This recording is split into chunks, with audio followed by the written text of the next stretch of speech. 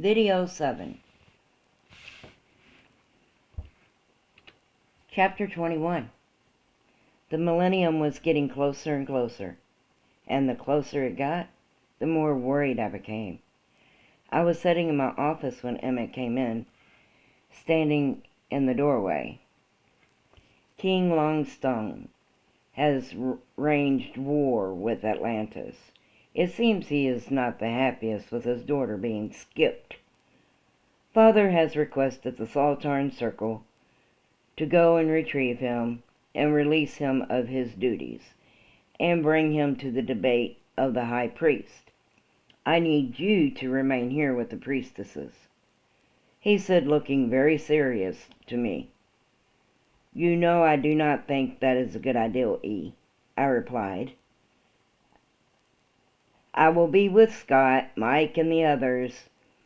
I would feel better being away from them with you here with them. Do this for me, he said. As you wish, I said, thinking the worst. The day he left, I really could not concentrate on anything. My mind was on Emmett and what was going on. Then about the passing of a few weeks, I got a greater fear when I was informed that Emmett and his brothers had been captured. And not only that, along was enough to make me really jump for joy. 3 of his wives and 8 of his kids were also missing, and Lady Stockard. Lewis was outraged, and so was the king. I got the men together and headed out to Xandoe by steed, and not really allowing the seeds to rest, I could make it to Xandoe within a week. Time passing, as long as nothing or no one got in our way. By the time we arrived in Xandoe, it was said that the king's life had been taken by the Millennium High Priest, and that he had left. Contacting Lewis, I further found out that they were now in search for Stockard. The children and the guards were on their way back to Atlantis. Most things Emmett could get himself into was funny. However, there was nothing funny about this situation. I found out where they were and the camps they made and started to track him, thinking more on the line of taking his life.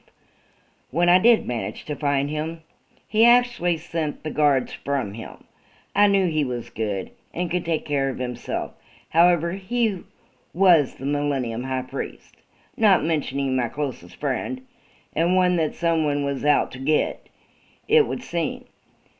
To me, he was not thinking or using what brain I knew the man had. I traveled to find them.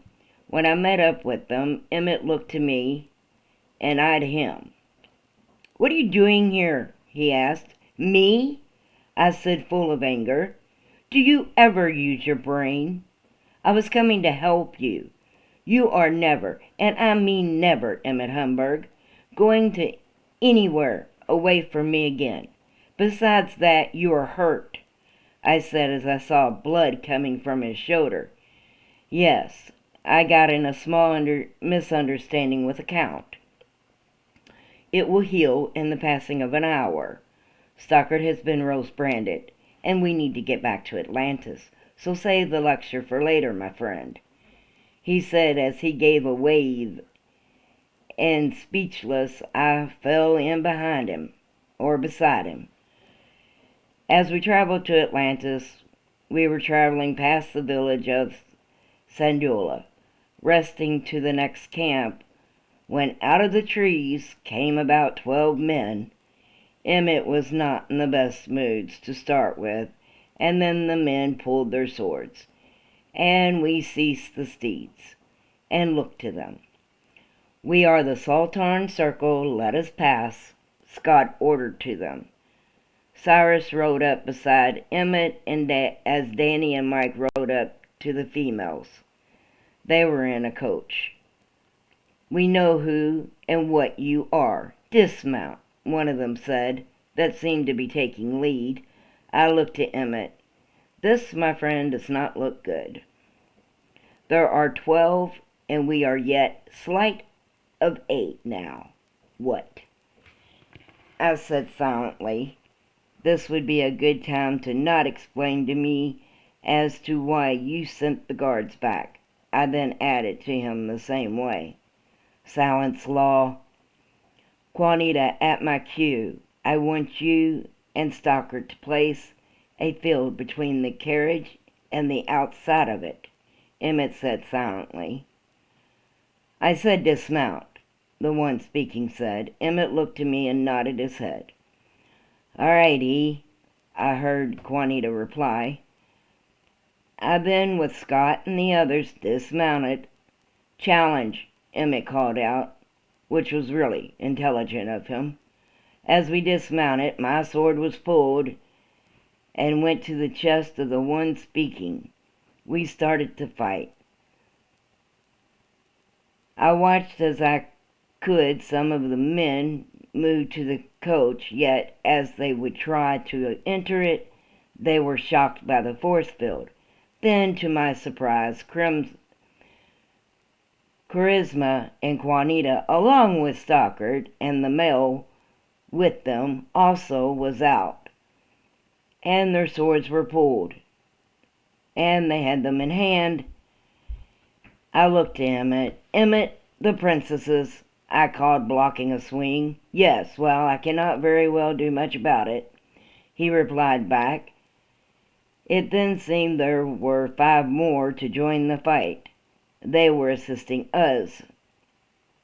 With their help, we had won the battle, and Emmett stood looking to the 3 women. When I said place the field up, I meant for you to remain in the carriage, Emmett told them. Yes, however, remaining in the carriage as helpless females would not benefit any of us. Emmett, we are to be the priestesses. We protect the garden and the saltarn, just as you do, Juanita informed him. He took a deep breath and looked from her to the carriage, and then the 3 of them got right back in it. Hello, stranger, one of the 5 men said, coming up to us, as one of them seemed to be hurt. Juanita, you need to look at this gentleman, Emmett called, and she came back out of the carriage and over to the one that was hurt. I am Kurt Billard, village of Xandoe, or Sandula, the man said, who spoke first. We seem to owe you and your men gratitude for your help, Emmett replied. Sir, we saw 8 men outnumbered.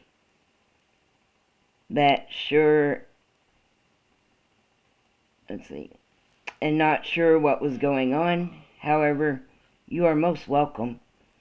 The one speaking, who announced his name to be Kurt, said, Are you and your men of the circle of the village? Scott asked them, coming up to us as he and the others were securing the ones that were still with life. No, sir. I have many times petitioned to become of the circle, however, have not been accepted. My men, as you call them, I call them friends, were actually out here just fishing. He said with a laugh, How would you like to be a member of the circle? I believe for your assistance I can have a word with the Count. Scott said back to him, I am not sure about my friends, however, I have always wanted to be part of the circle. How can you do that? He replied, I am Admiral Executive Prince Scott Humburge of the Millennium Circle. I believe I can have that arranged, Scott said. I watched the man blink and look to Emmett. I am Emmett Humburge of Atlantis. As he said that, all 5 of the men went to one knee. Sire, it is a great honor to be of service to you, Kurt said. Please rise. It is I who am honored for your assistance. Is it the circle of the village you would wish to be part of? Emmett then asked. I would serve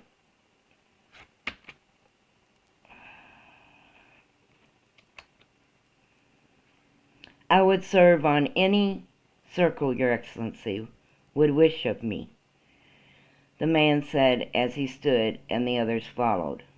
I would offer you a position of the Millennium to the palace of the high priest, if it is what you desire. You and your friends could have very well have saved our lives this day. Emmett said to him, I do not meet the regulations for the palace circle, sire, as I have a young daughter, he said. The palace guards, in which he spoke of, were men that had no wives or children, for if they lose their lives, there is no family for them to leave behind, and they live at the palace. Emmett smiled at him. Are you telling me that if I were to permit you and your daughter to relocate to Atlantis and give you a position in that circle of the high priest, you would accept it? Emmett asked. With the utmost honor, your excellency, he replied with hope in his voice, it would seem. Tell me, sir, I spoke up, why did you and your friends take up swords to assist if you knew not who we were? I asked. At this point I trusted no one. I saw those in need of assistance and told my friends I would assist. They followed me. I read the man as he spoke, and he spoke with sincerity, and he knew I was reading him. He smiled to me and did not block me. I looked to Emmett.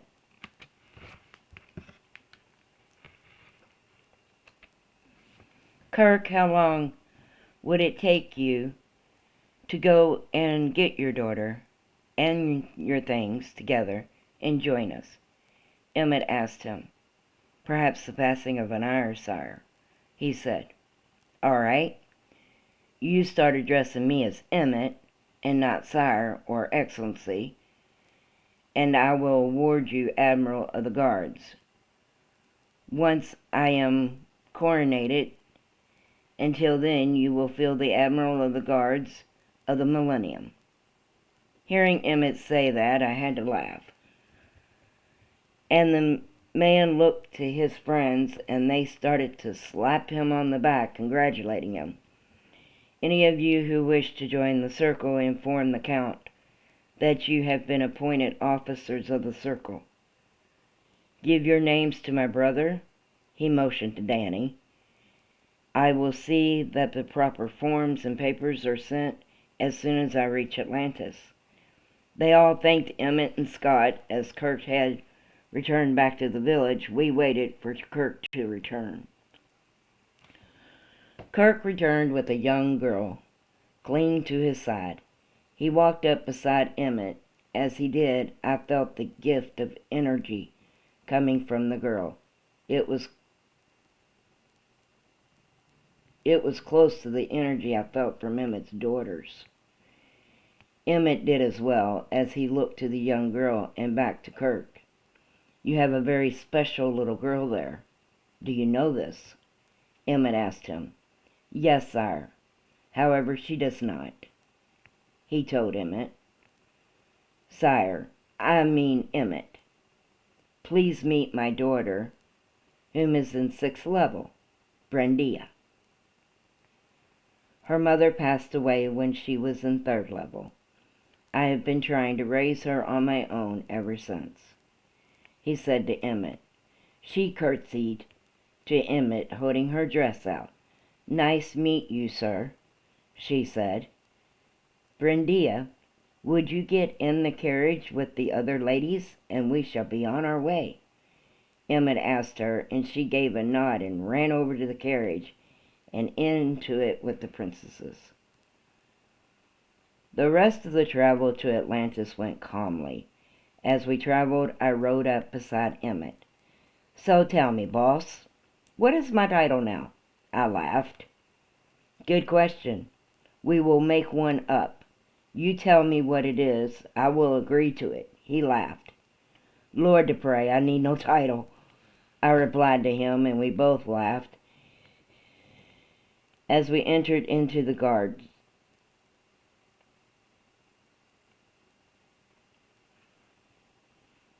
Also, I fear a new terror was a gang for the gang of the girls.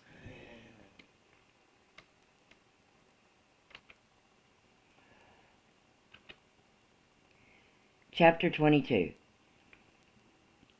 When we entered Atlantis, we went directly to Valhalla. Emmett, I could tell, was not in any better form or frame of mind than he was when I first met him, or met up with him, and I did not believe the attack from the bandits assisted in any way. We walked into Valhalla following Emmett. As we entered the throne room of the high priest, we all knelt, besides Emmett. I watched as he moved forward to his father. "Father, Xandoe is in need of a king.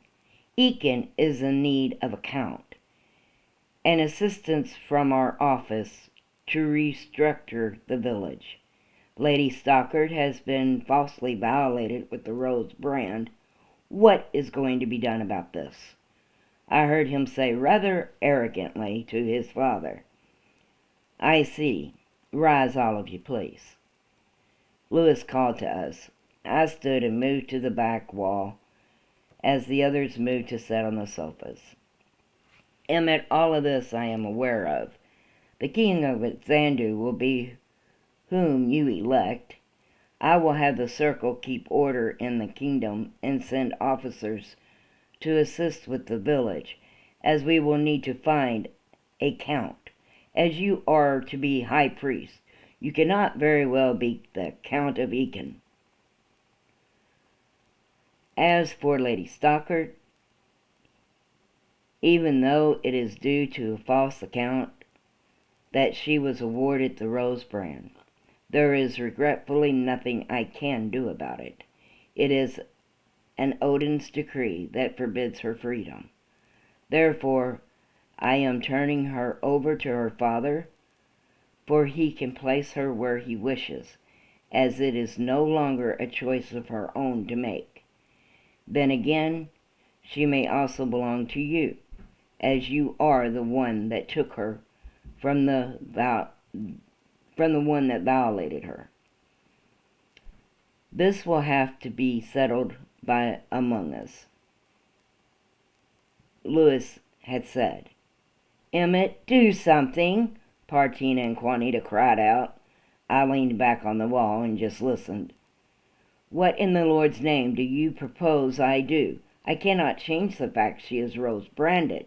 If I could, I would," he said. It seemed somewhat helpless. "My Lord," I heard Charisma speak up.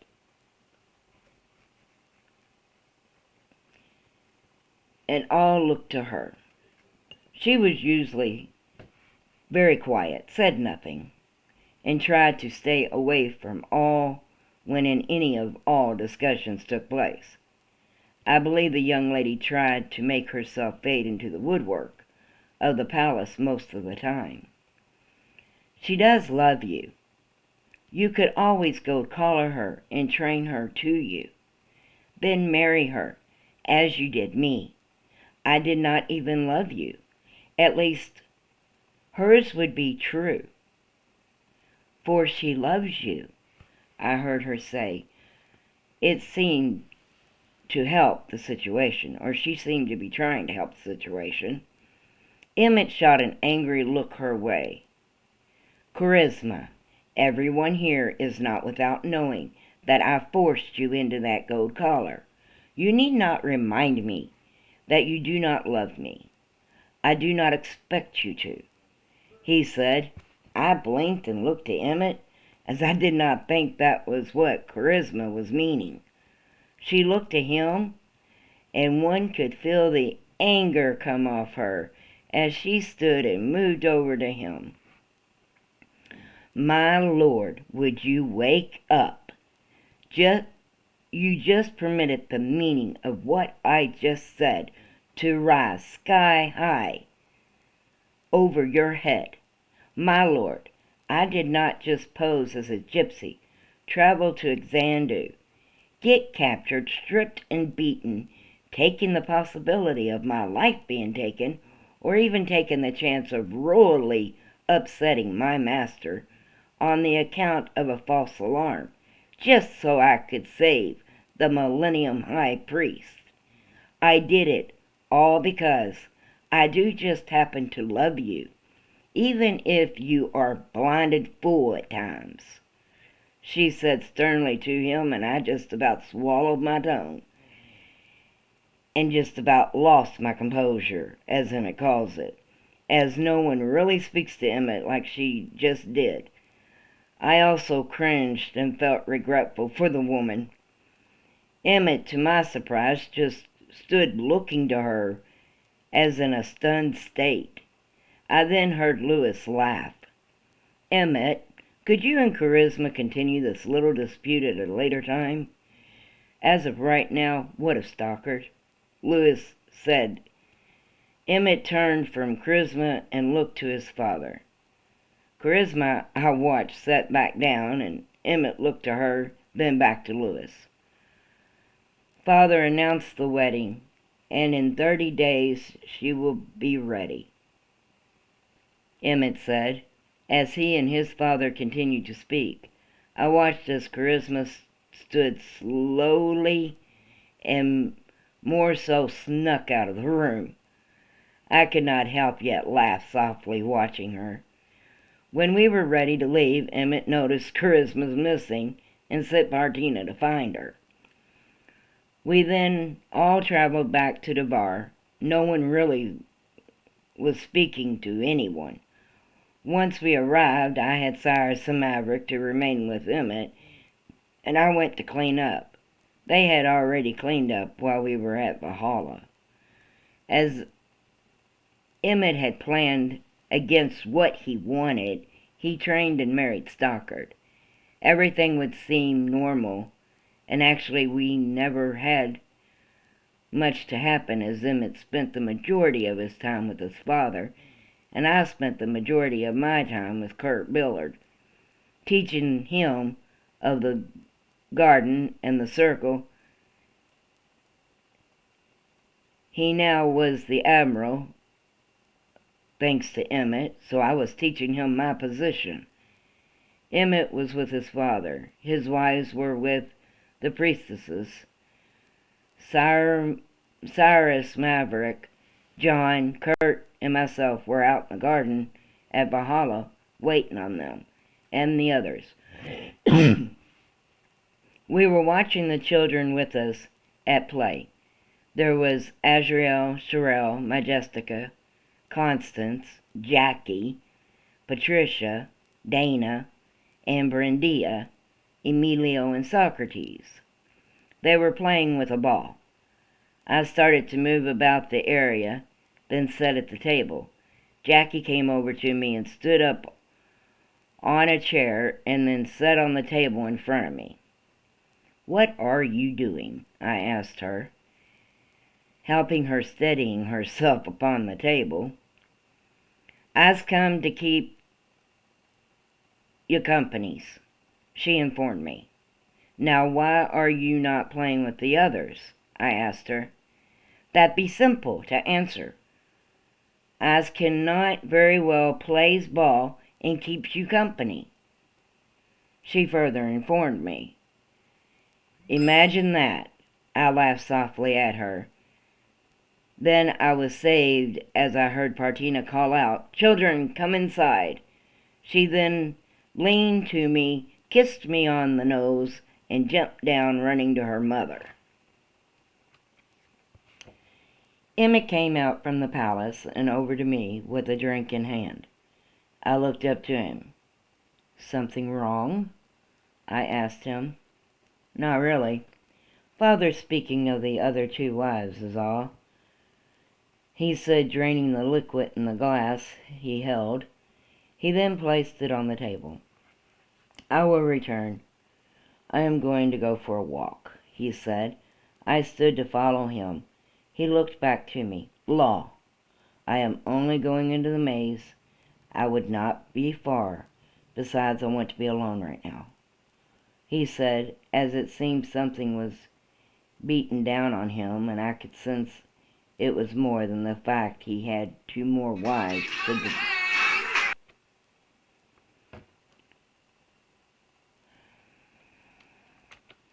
It seemed something was beaten down on him. I could sense it was more than the fact he had 2 more wives to take. I nodded my head and sat back down and watched as he moved across the garden to the entrance of the maze.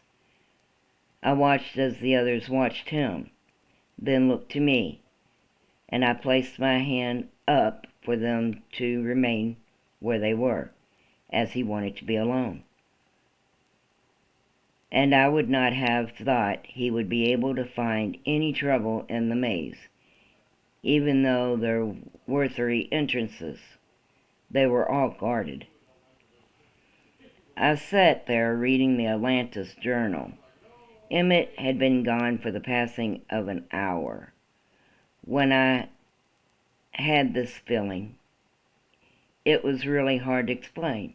It was as if someone reached into my body and grabbed my heart and was squeezing it.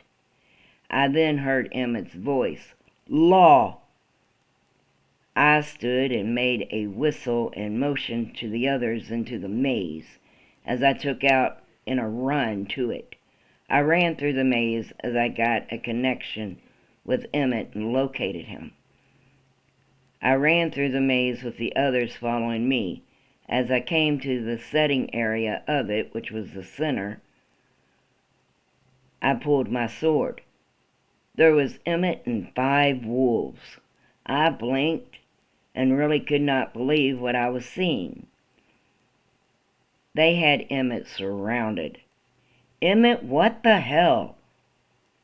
I said silently. What the hell is right. As I came into the center, they came from the forest entrance, one at a time, and surrounded me. He explained to me as I watched the wolves look as if they were closing in on him and growling and wanted to make him their next meal. Connect with me and let us see if we can place them in fear to run off. I do not want to hurt them. He said back to me, I do not think they share the same feelings, sire. Kurt broke in and said, I moved closer to the wolves and Emmett, and one turned and growled at me. Wound them if you must, just do not take their lives. They are only animals, Emmett said to me. I motioned the others, and one of them turned, and before we realized what had happened, they sprung at us. I hit one that jumped at me with the butt of my sword, then made my way to Emmett, taking hold of his hand. The others out, we noticed they were surrounding once again. I looked and seeing that the others were getting up off the ground. They were calling out to the wolves. However, the wolves were now closing in on Emmett and myself. Be gone, we both called out, and much to my surprise, they started to fade. I watched, and I couldn't have sworn all 5 of those wolves had taken on a human form before they disappeared into a smoke-like substance. I looked to Emmett in disbelief. Did you see that? I asked. See what?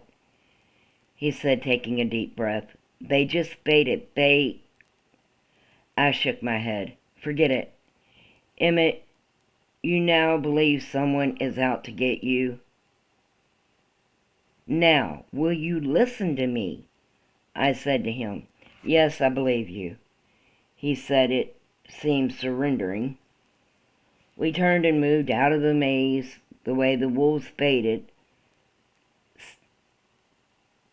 that still sat heavily on my shoulders.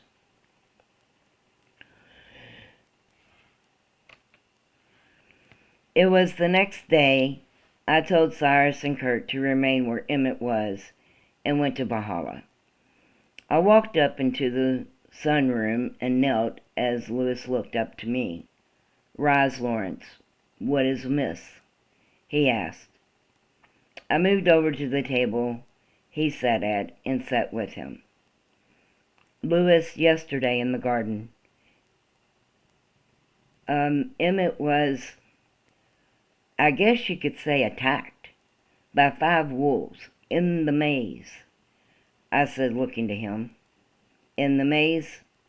Why did he not say anything to me about this?" he asked me.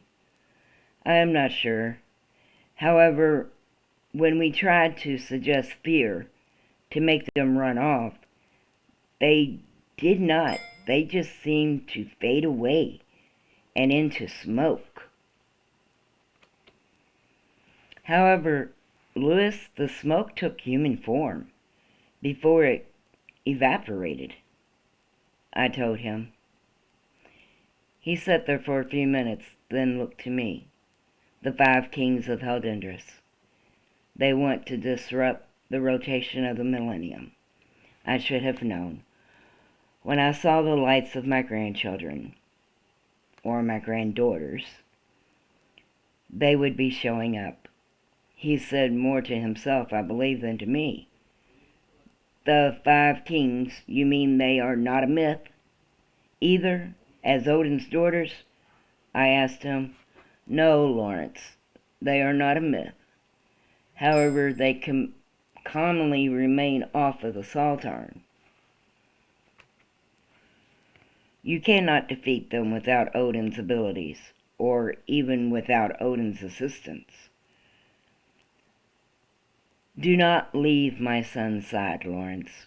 Get back to him, please. I fear they may try and end the rotation, and if they succeed, Scott will have to take the throne, as he wants it not. I have great fear for the garden. Go, I will inform Scott and the circle," he told me. I stood and hurried back to the palace and where Emmett was. Chapter 23. The time came, and Emmett now had 7 wives. It was the last term of the millennium. Everything was calm, I guess you could say. A little too calm. I was sitting in Emmett's office on the sofa as the colocom sounded off, and Emmett connected it. "Yes, Father," he said. "Emmett, I have Stockard, Charisma, and Patsy here in my office. You need to locate Danny, and the both of you come here to my office. I will explain once you get here." I heard Lewis say, then he disconnected the call. I stood and looked to Emmett. "Have any ideas where your brother is?"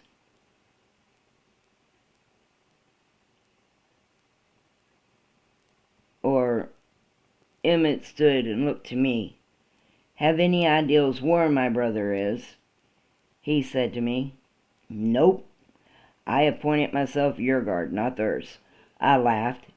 He stood, and we went to the only other place Danny would be, and that would be his court hall, or his concert hall. As we entered, he, Mike, and Adam were up on stage rehearsing. "Danny, Father needs us at Valhalla," Emmett said. "What?" he called out. "Father needs us. Let us go," he called to him. "All right, give me a minute," he called back. "What is going on, Scott asked, coming up on us. "I'm not sure. Father called and said to locate Danny and come to Valhalla. I have the feeling something is wrong, just not sure what it is," Emmett replied as Danny, Mike, and Adam joined us off the stage. We then all traveled to Valhalla and into the office of the high priest. When we entered, Stockard, Charisma, and Patsy were on the couches, or the sofas. Patsy's face was black and blue. Patsy was now Danny's courtesan. I watched as Danny moved quickly over to her and she stood moving into his arms. "Stockard, tell us everything now," Lewis said. Stockard started to talk, then Danny spoke, so she went silent. "What happened to you, and who did this?" he asked her. "Danny, please listen to Stockard. She will explain it all, please," she said, starting to cry, and holding tighter, it would seem, to Danny. I leaned back on the door and listened to what was being said. As Stockard spoke, Emmett became more furious. I remained silent as he looked back to me, taking a deep breath. "I want Peter located, seized, and presented before me," Lewis ordered. "He will be found, however, when I find him, I'm taking his head. He has gone against the throne and will be destroyed," Emmett said arrogantly and much full of anger. "Emmett, he is your brother. As I said, he will be presented before me," Lewis replied. Danny was not in much better mood than Emmett. With the two of them as angered as they were, I did not think Lewis was going to get Peter's present presented to him. "Father, with all due respect, if Emmett does not take his life, I will," Danny said. "Emmett, Danny. No, Emmett, do not interrupt the rotation of the Millennium. You know the decrees, and you are not yet the High Priest," Lewis informed him. Emmett took a deeper breath and looked to his father. "Father, I am not going to interrupt the rotation of the Millennium. He went against me. I may not be the High Priest, however, I am the Millennium High Priest. Therefore, when he went against me, he also committed treason against the throne. Therefore, his life is forfeit. We will bring him back. However, he will be without life," Emmett said. Emmett then turned to the rest of us. "Let us go find Peter," he said very sternly. "Mike, Scott." I heard Lewis start to protest. No one answered Lewis, as we all followed Emmett out of the office. We moved through the palace. I watched as Scott and Emmett placed their hands together. "This way," Emmett said, and moved down the hall to where the dungeons was. As we entered, two of the guards looked to them. "Where is Peter?" Scott asked. "He is not down here," one replied. "You protecting him just cost you your freedom, fool," Danny said, and his hand went out and the guard went to the ground. He then turned to Adam. "Take both guards into custody. They will not contest," Danny then said. We then continued following Emmett and Scott deeper into the dungeon. That is where we found Peter. As we entered the area, he had 4 more of the guards there. "You going to be as stupid as my little brother?" Mike asked them, and their swords were dropped, and down to one knee they all went. Emmett and Danny moved to Peter. "You are in the wrong, Emmett, and you know it," Peter said. Danny moved up to Peter and slapped him. "Pull your sword, you asshole," Danny said. "By decree, I am to be taken to the High Priest," Peter protested. "You are such a fool," Danny said, and his sword was pulled. "Danny, no, you cannot," Emmett said, pulling his sword and blocking Danny's. "Emmett," Danny said, looking to him. "No, Danny." He turned from Danny and faced Peter. "Challenge me, big brother, if I am so in the wrong," he said in a voice I had never heard. It was the voice of one with authority and anger. I believe if Emmett knew he could ignite him, he would have. ignited Peter right there and then. I watched as Peter drew his sword, and we all stepped back as he and Peter started to fight. Peter was good. I had to admit that. He made a slash across Emmett's chest. I watched as Emmett stood back looking to him, and again spoke with authority, yet the anger was now gone. I do believe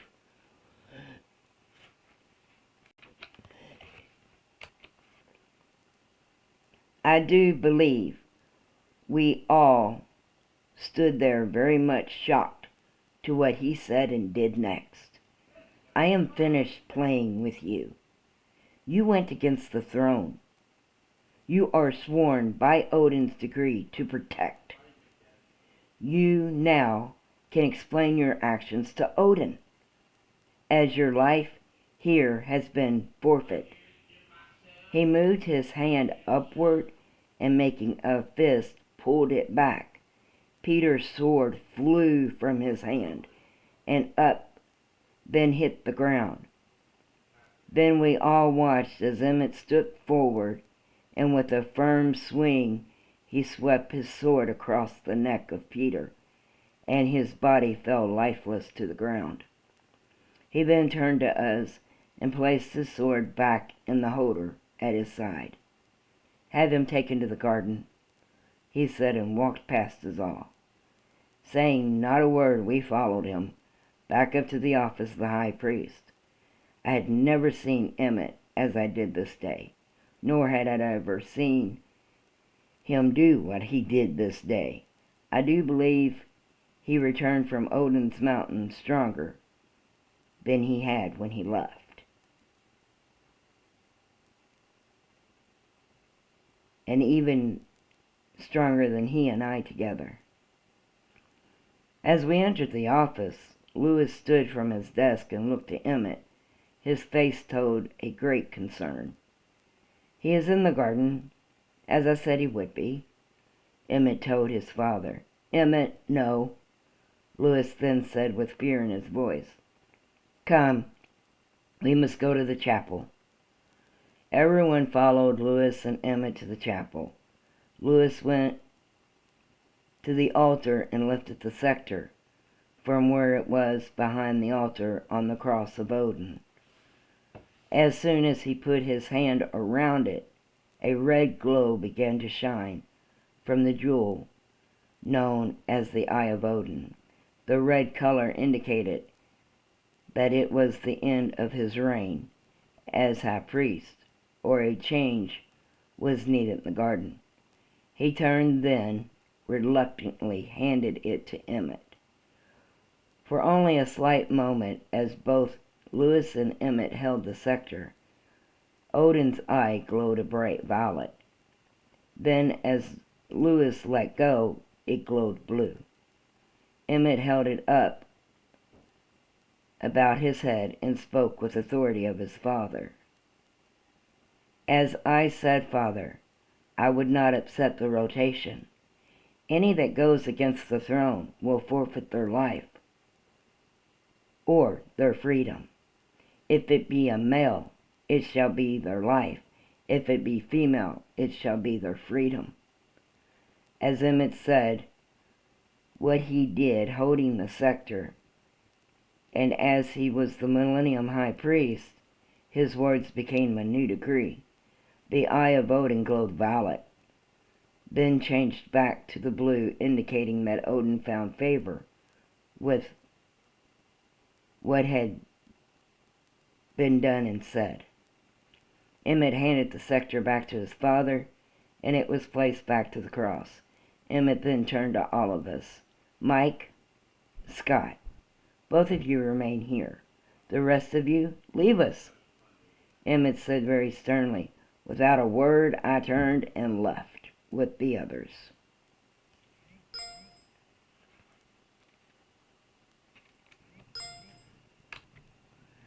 The week of the coronation came.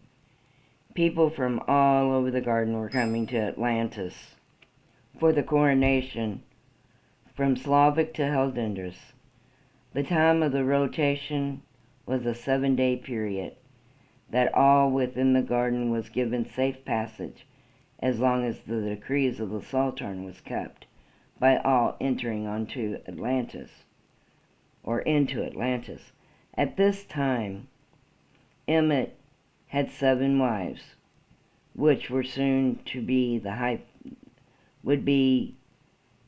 one of them would be the high priest and 6 priestesses, or the high priestess.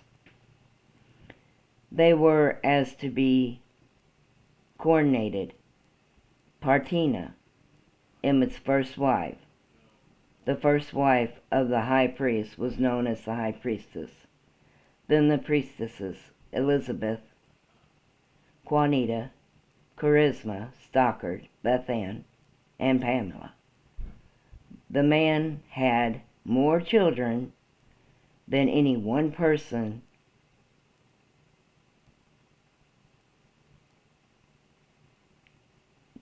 needed.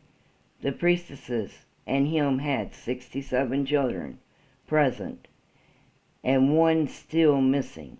The missing child was Matthew, and he would have been 11, or an 11th level. Present, there was 24 girls and 43 boys. Carradine and Barbarina were 19. Patrick and Elliot were 18. Grantley and Celia were 17th level. All of these were levels. Methius and Sheen were 16th level. Socrates and Jonathan were in 15th level. Christopher and Michael Lee were in 14th level. Boyden and Stefano were 13th level. Emilio, Juanita, Leanna,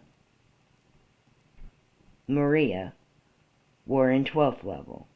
Kerwin was 11th level. Azrael, Sherelle, and Hank were in 10th level, who were all Partinas. Julius and Donovan, who were Partinas. Patricia and Constance, who were Elizabeth.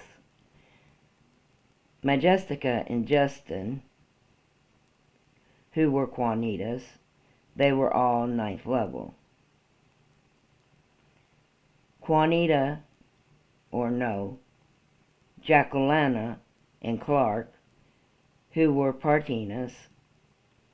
Luther and Eric, who were Elizabeths. Lance and Dextrina, who were Juanitas. They were all in 8th level. Cordell, Princeton, and Wayne, who were Partinas. Julieta and Ricardo, who were Elizabeths. Newton and Dominique, who were Juanitas. They were in 7th level. Charleston and Douglas, who were Partinas. Claudette, who was Elizabeth. Elizabeth, who was Juanitas, were in 6th level. Raphael is Partinas. Andrew is Elizabeth. They were in 5th level.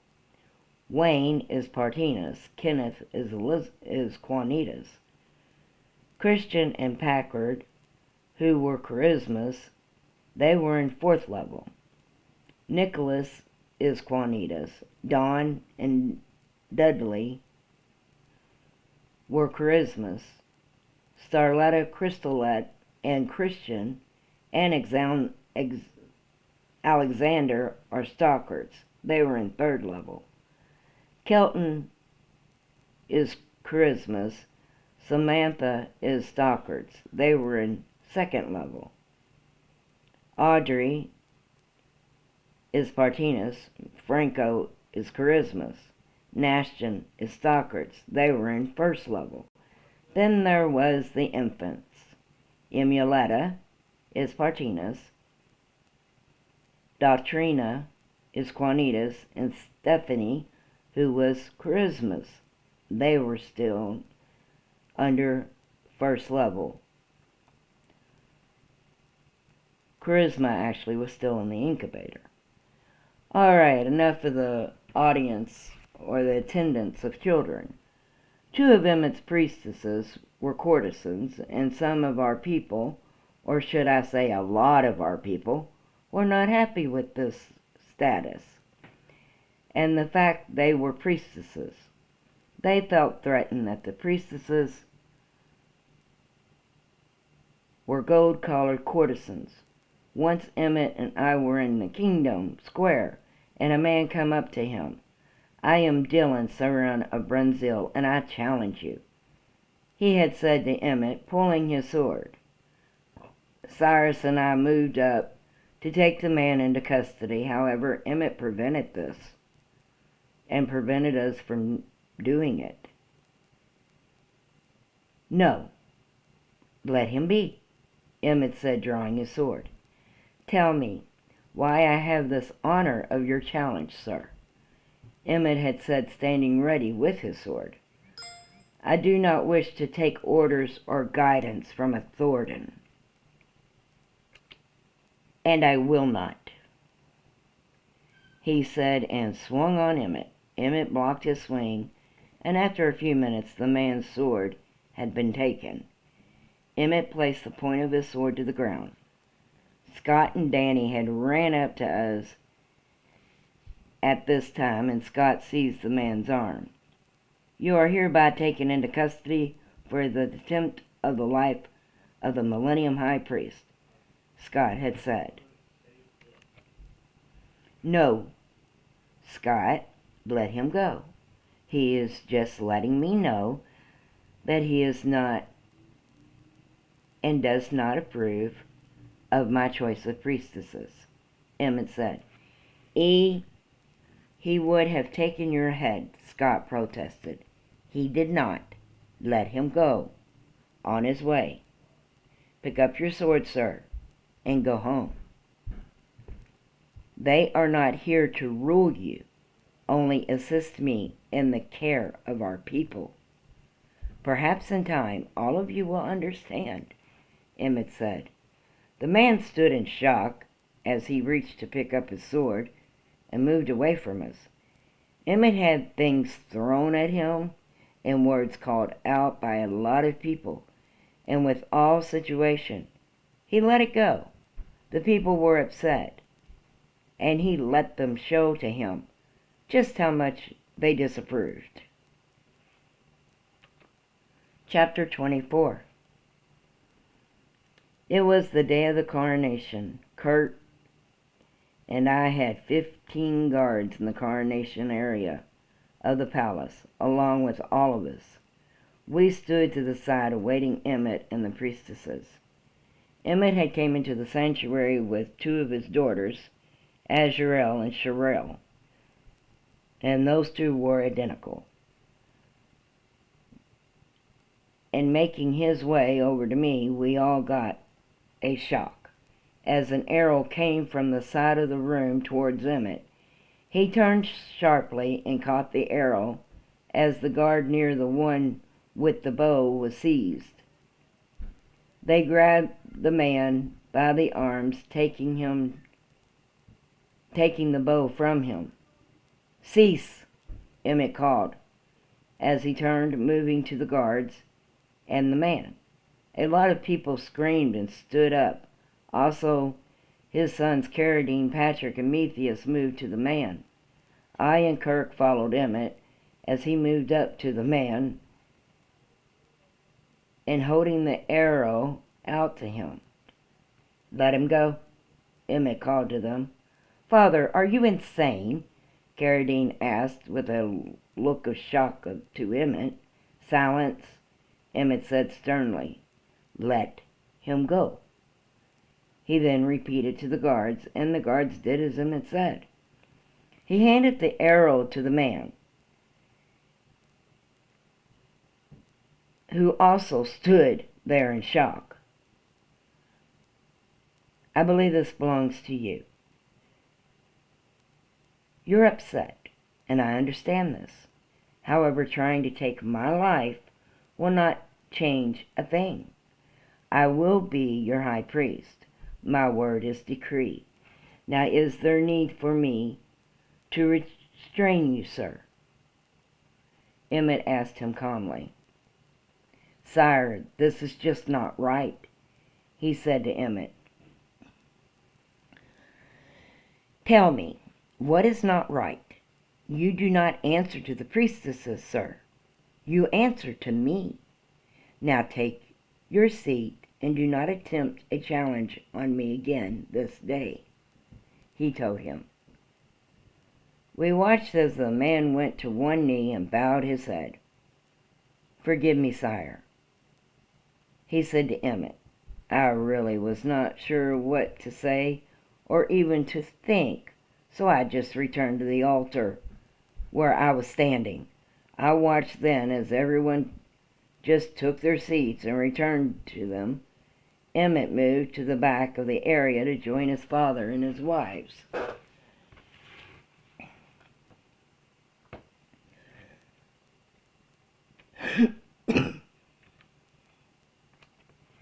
The music started, and we all watched as Lewis, Scott, Emmett moved into the sanctuary. The priestesses were all in a very long gowns of different colors. They moved to the front where the altar was, and the giver of the word of Odin, known as the Father.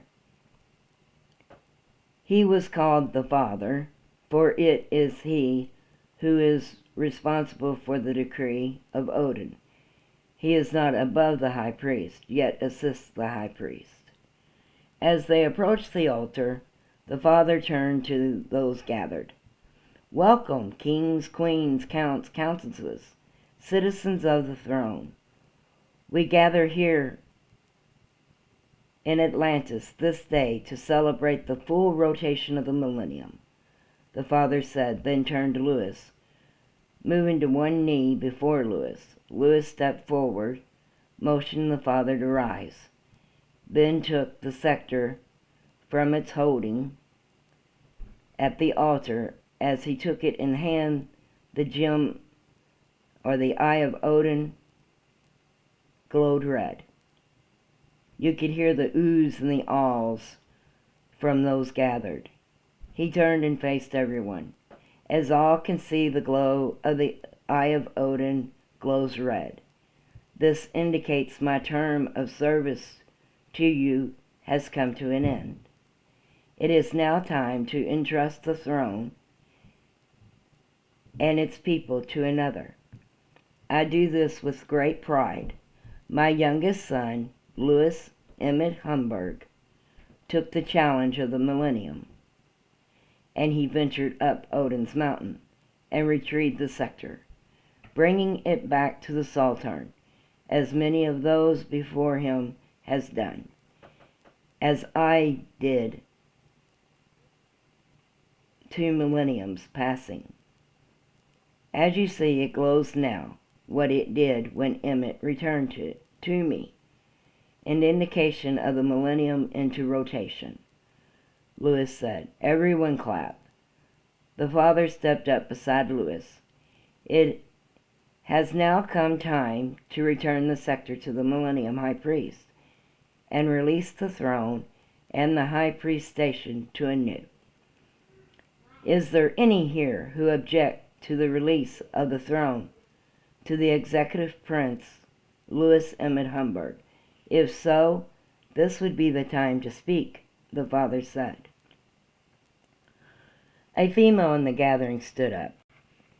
Father, it is not actually an objection, more so a concern. A lot of us have, she said sincerely. My lady, what would that concern be? Lewis asked, as if we all did not already know. Taking a deep breath, I remained silent and listened. Sire, Your Excellency, I would never question your judgment. However, sire, you never placed a courtesan to rule over us, as all your priestesses have been free. Yet Prince Emmett has not one, yet two, as he takes the rule of the throne. Are we to follow and answer to Thorntons? She asked. My lady, I understand your concern. I never had the opportunity to have a courtesan as a priestess, as all my father's kings had daughters for such. As you all know, the priestesses need not be of free status. My son will take an oath and commitment to all of you for his courtesans, Lewis said. The gathering of the people then became very noisy. Everyone started to talk among themselves. I looked from Scott to the others, then the people, as I heard Juanita speak up and step up out of the line. Sire, may I speak? She asked. Lewis and the father both nodded to her. She placed her hand up to the crowd. My people, citizens of Estastar, please, I beseech you to settle down, she called out, and those gathered went silent as Juanita spoke. A lot of you know me. You know I have always held your best interest in highest regards. We are not asking you to follow and obey blindly to one not of free status. We are, however, asking you to do so fairly. In our society, not all who obtain a rose brand has been found in decree of default, nor have they performed an act of treason against the throne. And if they had, I promise you, they would not be placed as your priestess. Many are born into it, and also wrongly awarded it. Honor and respect are two things not taken lightly. As with any, honor must be shown, and respect earned. Do not follow blindly, yet allow the honor shown and the respect earned by both my sisters. As our high priest said, Emmett will make a commitment to you for them. Give them a chance to give us all a chance. For you do not serve us, yet we serve you. She smiled to them and stepped back into line. You could hear clapping began, and then again all went silent.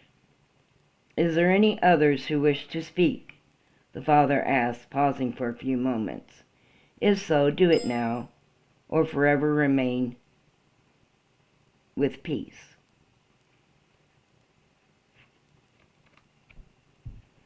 No one said anything. It was real quiet.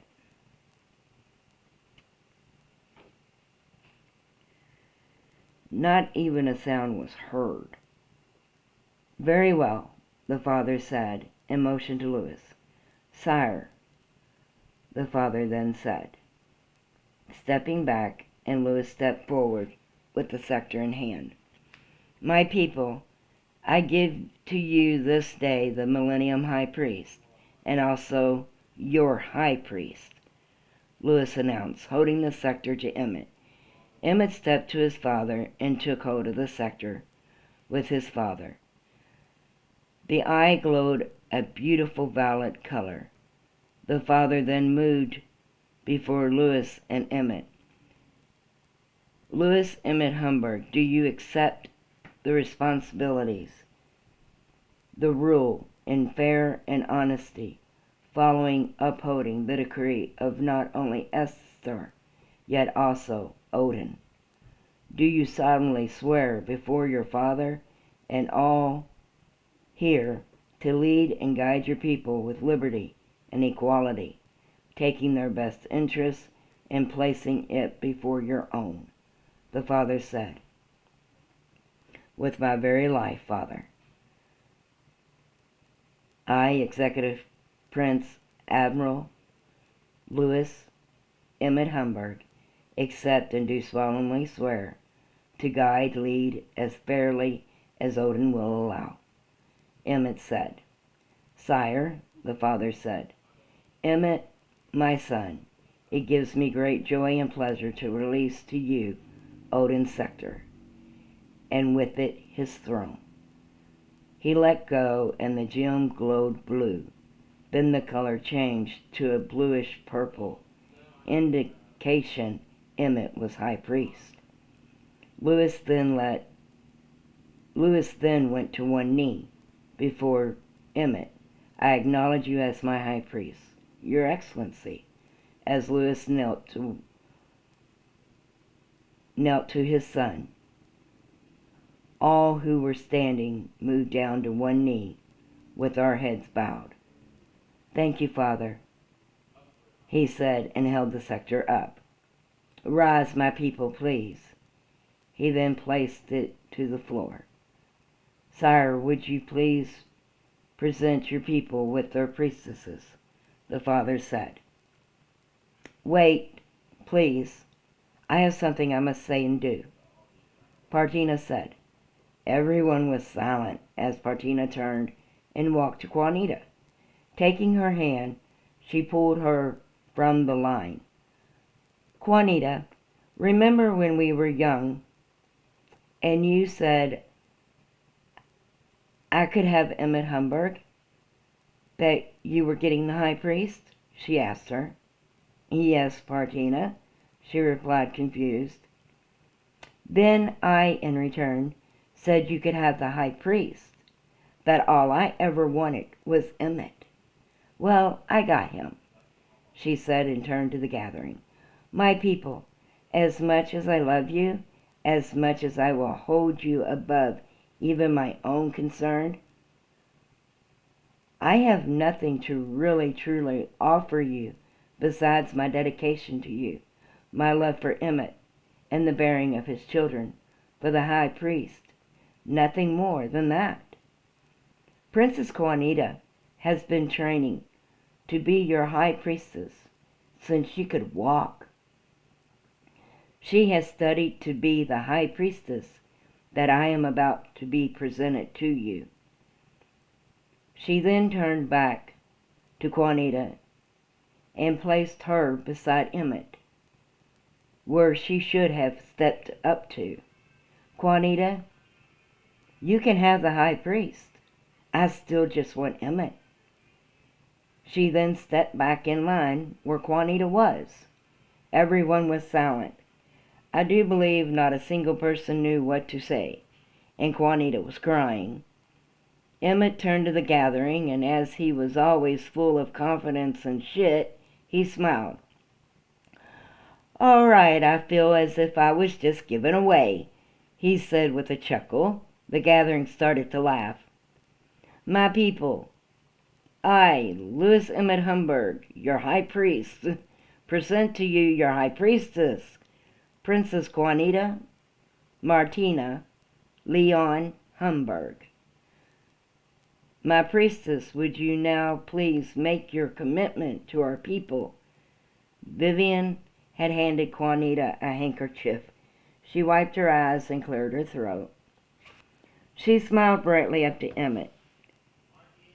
My high priest, actually you were given away a long time ago, and now you have been given back. As she said that, you heard more laughter. Juanita then turned to the gathering of our people. My people, when I was very young, I had my commitment written out, and I practiced it every day. Then after Emmett climbed the mountain and returned with the scepter, then I threw it away. For he had his high priest, or his high priestess, and it was Partina, she said with a laugh. So, you will have to settle with this. What I can remember, I will do my best and strive to guide and lead you in good times as well as in bad. I promise to you, and do solemnly swear, to keep your best interest in heart, as I always have. I will guide and lead my sisters, your priestess, to do the same, to hold you all before our own concerns," she said, and bowed to them. The gathering clapped as the father took the step before them. "My high priest, I ask you at this time to make your commitment to your people for your courtesans and present to them their priestesses." The father said. Emmett looked to all gathered. "My people, my commitment to you, for all and any of my courtesans, is this: if they fail you in any way, shape, or form, then they forfeit their lives. I ask you to give them a chance. If at any time they displease you, or that you feel they have wronged you, you need only come to speak to me or your high priestess, and we will solve whatever the matter shall be. I present to you in ranking order your high priestesses, or your priestesses and priestesses. Your high priestess, Juanita. Your priestesses, Partina, Elizabeth, Stockard, Charisma, Pamela, Bethan, and I, your high priest." As Emmett said this, they all bowed with Juanita to the gathering. Everyone, it seemed, calmed down, and the sanctuary filled with joy instead of rage and sorrow. "Sire, and your highnesses, would you all honor us with the meeting hall in the ballroom of the great hall of Valhalla?" Lewis said. We then moved back into the constellation room. As we entered, Emmett took Partina and Juanita's hands. "The next time either of you decide to change something in front of all Estastar, please inform me of it beforehand." Emmett laughed. "My love, I am innocent to it," Juanita whined. Lewis came up behind Emmett and slapped him on the back. "Welcome to the priesthood, my son." He laughed with a bright smile. Emmett put his arms around his father's shoulder. "Father, you're evil, pure evil," he laughed. Emmett then looked to Partina. Or Lewis then looked to Partina.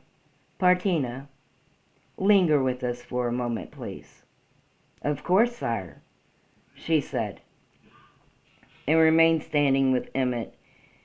As they all were leaving, he looked to Emmett, then Partina.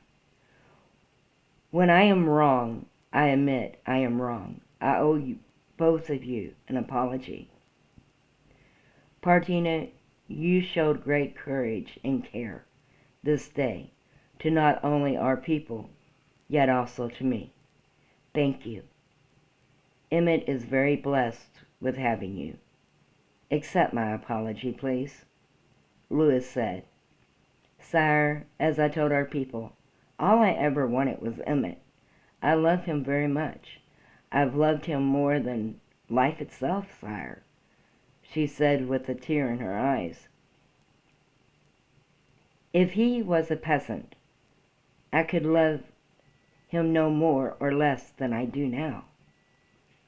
She smiled, and Emmett took her into his arms and kissed her. "Father, you once told me not to see with my eyes. Sometimes one has to," Emmett told him. "Yes, Emmett, sometimes. However, remember, you must always do what is best to our people, and it may not always be what you truly want." I moved about the area and waited for Emmett and the others to be ready to move into the great hall as the priestesses returned from informing our people of the celebration. We moved into the great hall, and a shock we all got, for all the tables and chairs, even the tables with the food on them, were all floating in the air. "I am just as strong as you,"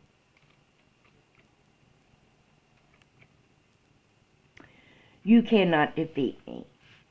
We heard Patricia call out. Barbarana was standing over to the side. She seemed to be in as much shock as we all were. When you go up against me, you lose, Azrael replied to her. Their voices sounded older than what they actually were, and for a moment they even looked older than they actually were. Much older. Stockard went over to Patricia. Charisma went to Azrael. I and Emmett placed our hands up in the air and motioned the furniture back to the floor. We watched as Charisma grabbed Azrael. Then Charisma went flying backwards, sliding across the floor. As Stockard grabbed Elizabeth, she also was thrown back from her and went sliding across the floor. They approached the girls again, and each time they went sliding back across the floor. Emmett looked to Juanita as he nodded to her. She moved over to the girls. She did not move to touch them, yet stood between them. Then the girls seemed to change, and they once again looked to be the children they were. Calm this down, she said calmly to them. They both looked at Juanita. As Emmett and I set the tables back down, he moved up beside Juanita, and the two girls went to one knee before Emmett and Juanita. You both will go and confine yourselves to your quarters, Emmett ordered sternly and controlling. Azrael stood and looked to her father. Yes, Father, forgive me, Azrael said. She then turned and walked out of the area. She started it. Patricia started to protest. You need to follow your sister's example, Emmett informed her. Now silence. Go to your quarters. She walked past Elizabeth. When she did, Elizabeth harshly took her arm, turned her to face her. How dare you act like this on this day, she said with anger towards her. Patricia jerked away from her and left the area. Partina started to also leave, going after the girls. Partina, no. Come to me, he called to her. I must go and speak to Azrael, she said. Partina, you will let her be and remain with our people. Our daughters will be just fine, he said. He then looked to Stockard and Charisma, who were both still on the floor. You are priestesses, both of you. Get up, he said sternly. They both stood quickly and moved over to Emmett. He then nodded to me, and I motioned for the guards to open the doors so those that awaited outside them could enter. The celebration could continue.